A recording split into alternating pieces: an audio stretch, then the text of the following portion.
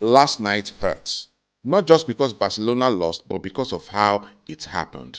Atletico Madrid 4, Barcelona 0. A night where everything that could go wrong did. But before rival fans celebrate and before we Barca fans lose belief, we need to talk because this tie is not over. And with Barcelona, anything is possible.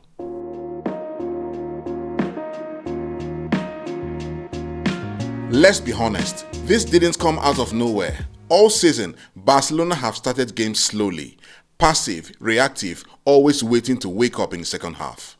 Atletico Madrid punished that weakness perfectly. They pressed harder, they ran more, they won second balls, and they punished every mistake. We were awful, we were disastrous, we were terrible in the first half, and yes, we deserved to be 4-0 down. That truth hurts. When you build a habit of starting games poorly, believing you can simply turn it on in the second half, eventually you are going to meet a team prepared for that exact scenario. A team that punishes the lack of intensity, a team that is clinical when chances come. That was Atletico Madrid, and in 45 minutes, they took us to the cleaners. To be very, very honest with you, I cannot remember us being so bad like we were in the first half against Atletico Madrid. It was another level of bad, another level of terrible, another level of atrocious. I still haven't recovered from that game. It looked like a nightmare. That was really, really terrible, man. So bad.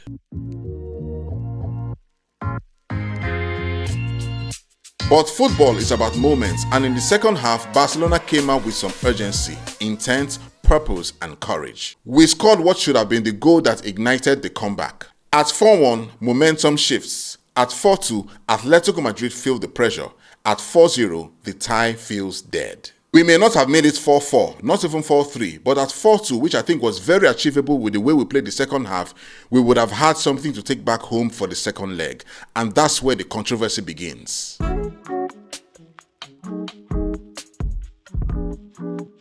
I know, right? Rival fans will say we are crying, but no, what we are asking for, in fact, the only thing we are asking for is consistency. Pau Kubasi's goal should have stood. Lamine Yamal should have gotten a penalty. Diego Simeone's son, Giuliano, should have gotten a red card. Eric Garcia's red card was harsh, but yeah, he was not the worst on the pitch, and the pitch itself looked so unfit for a match of this magnitude. Now, let me talk about Pau Kubasi's disallowed goal for a minute. You see, I have watched a ton of football games for many years, in fact decades, and I have seen a fair bit of ridiculous decisions by referees. But in my entire life, I have never seen a decision as ridiculous as the one the referee made in that incident. It was beyond unbelievable. How on earth was that offside? I cannot understand. Listen to the explanation given by so-called qualified officials in a semi-final game in Spain. We cannot rely on semi-automated offside due to player congestion. We will draw the lines manually. Can you beat that? But in another game, a game that concerns FC Barcelona, we hear a different kind of explanation about a similar issue. Explanations like, the system is confusing the legs, but we trust it anyway. So which is it? Technology or interpretation? Is it about clarity or is it about convenience? Reports now suggest that Barcelona intends to lodge a formal complaint, not because they lost, but because transparency is important. And I really support them. They should do it because this has to stop.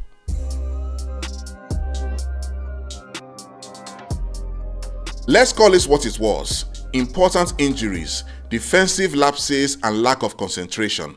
Atletico Madrid clinical, Barca wasteful. A goal disallowed and a red card not given. It was a perfect storm.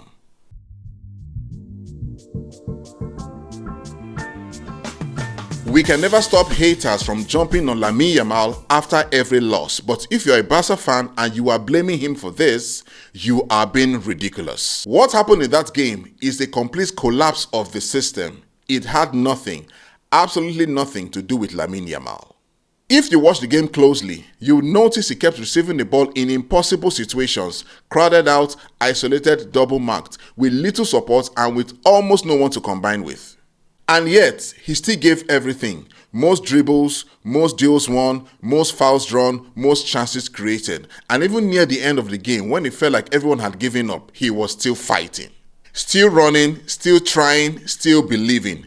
This guy we're talking about is 18 years of age. What he needs is structure around him, not blame piled on him. We need to remember something very, very important right now. This is a collective sport. It is not a one-man rescue mission. Even Messi, Lionel Messi, the greatest footballer of all time, the GOAT, he also struggled when the team structure failed around him. When Pedri, Frankie de Jong, Dani Olmo, Ferran Torres, Lewandowski, Rafinha, and all of them show up, Barcelona win. Support the kid, don't burden him.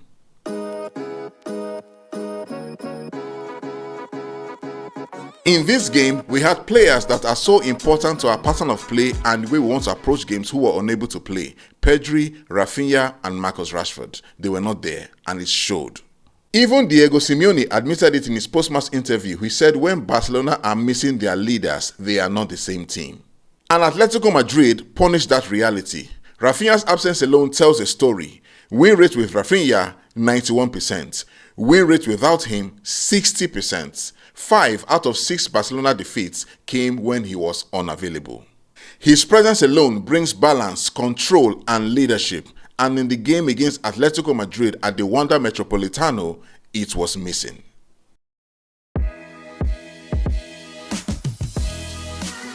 Somewhere along the line, Barcelona have become reactive. We always wait to be punched before we fight back. For months, it felt like we only take initiative when forced into danger, and in that game, we paid for it. At elite level, if you give great teams a head start, they bury you. This defeat was historic in the worst way. This is the first time a Hansi Flick team would lose by 4 goals or more in nearly 21 years. The last time was in 2005.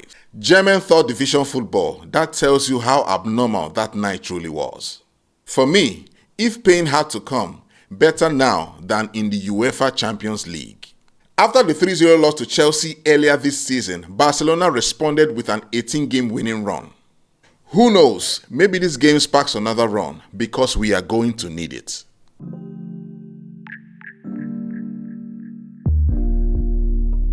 So here's the question, can Barcelona overturn a 4-0 defeat? History says it is almost impossible, but Barcelona do not live in normal history.